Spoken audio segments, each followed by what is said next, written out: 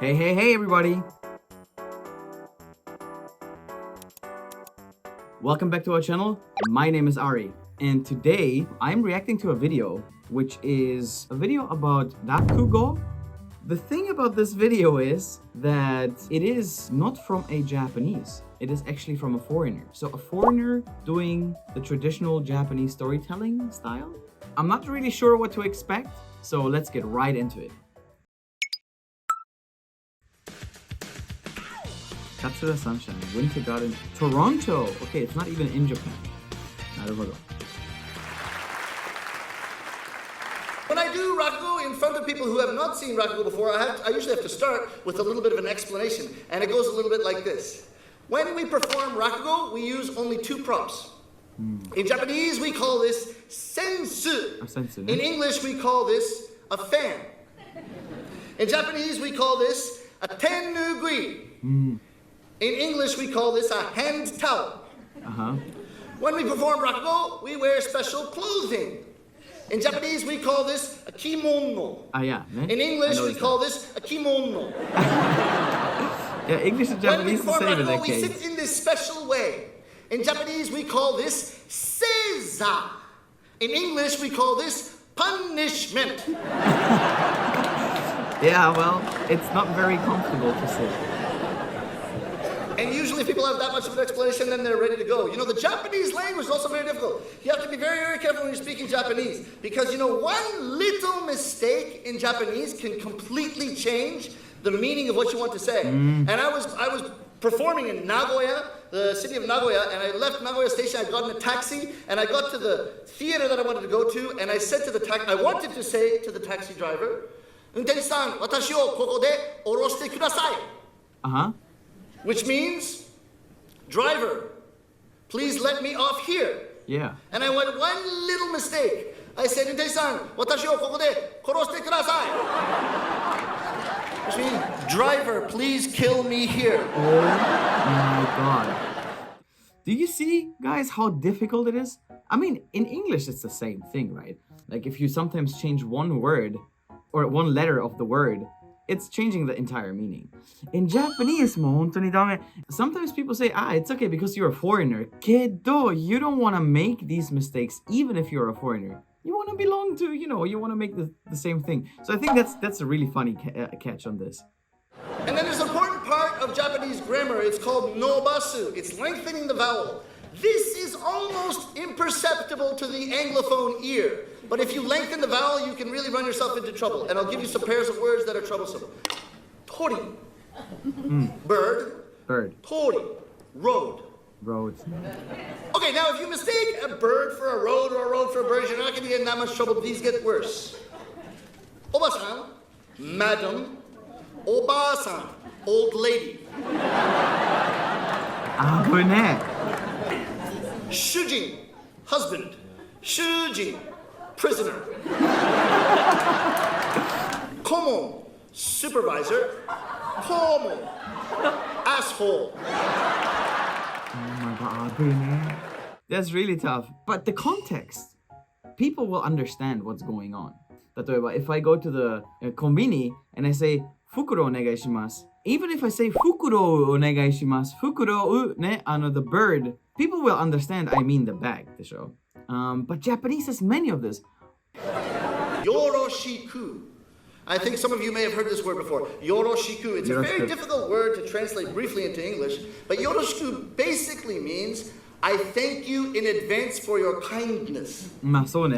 Many people ask, what's yoroshiku? Demo, in Japan also depends. Yoroshiku can mean anything, the show. Sometimes even greeting, sometimes thank you for your kindness in advance, like he said. So there's not really a translation. You just have to figure out what would you say in English in this situation. So we have to figure out when do we use yoroshiku? When is it appropriate? So it's a really difficult word. It's the word when we meet people for the first time, or when we're starting a day of work, or starting some kind of project together, or what I would say at the beginning of a performance to my audience. Now the trouble is, yoroshiku on its own is not very polite. It's very, very casual. So you have to make it more polite. Now, I'll just give you a little bit of a Japanese lesson here. If you want to make something more polite in Japanese, you have three options. でした。 You raise the status level of the other person. そうね。 Number 2, you lower your own status level. Number 3, you raise the status level of the other person at the same time as lowering your own status level. True. So different shades of gray, right? If you say yoroshiku, a little bit more polite, yoroshiku onegai shimasu. お願いします。 Which translates to, I humbly thank you in advance for your kindness. You see, now I'm humble. So I'm being more polite to you. Then the next one will be, yoroshiku onegai itashimasu. Which means, I humbly thank you in advance for your esteemed kindness. ね Do you see now the kindness that you're going to do to me in advance has become esteemed, and I'm humble. So we're broadening the distance between us, and I'm being more true. polite. すごい。 Then the next one up will be, yoroshikuご指導のほどお願い申し上げます。ね Which means, I hope I am humble enough to accept your esteemed kindness and teaching. So now you see, I've raised you all to the little teacher, me down to the little student, thereby widening the gap between us and being more polite to you. I'm not actually expecting to learn anything from you. This is just a way to be polite. And then there's the most polite form of this phrase, which is, よろしくご指導ご鞭達のほど願わしゅう存じております。 Oh my god. Which means, please teach me and hit me with a whip.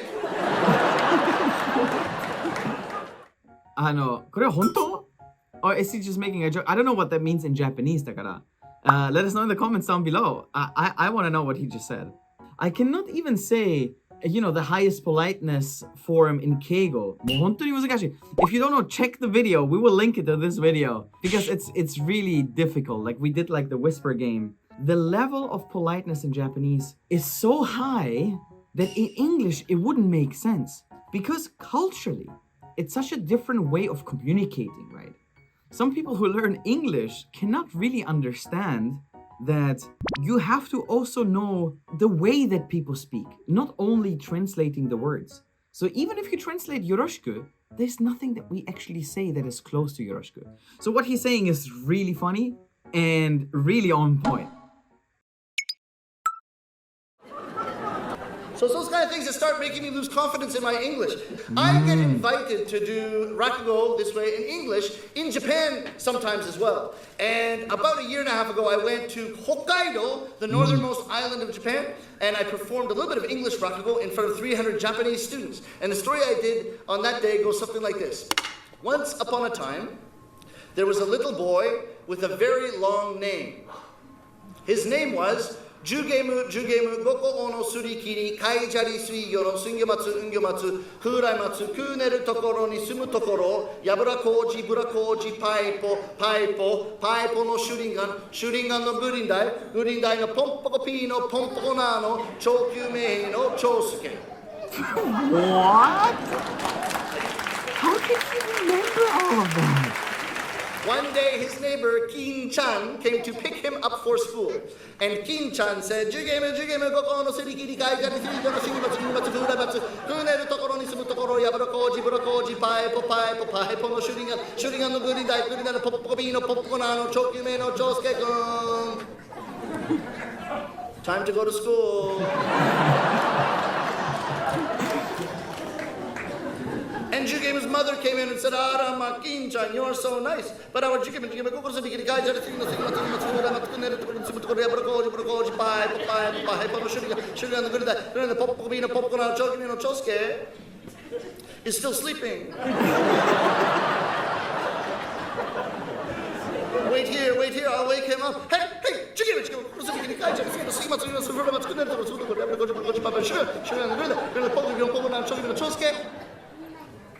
wake up. Kin-chan is here to pick you up. I'm sorry, Kin-chan. Jugemu, goko no surikiri, kaijari suiyo no king kong. Ma'am, his name was so long, school for today is already finished.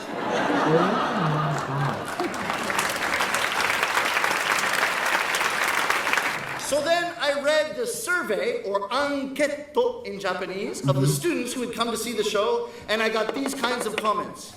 Sunshine-san speaks very good English. I was surprised.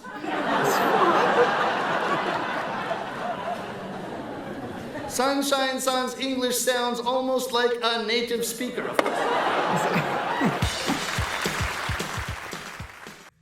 Yeah, that was awesome. Wow, that was really, really good. That was funny. That was really good. It's so mind-blowingly well explained.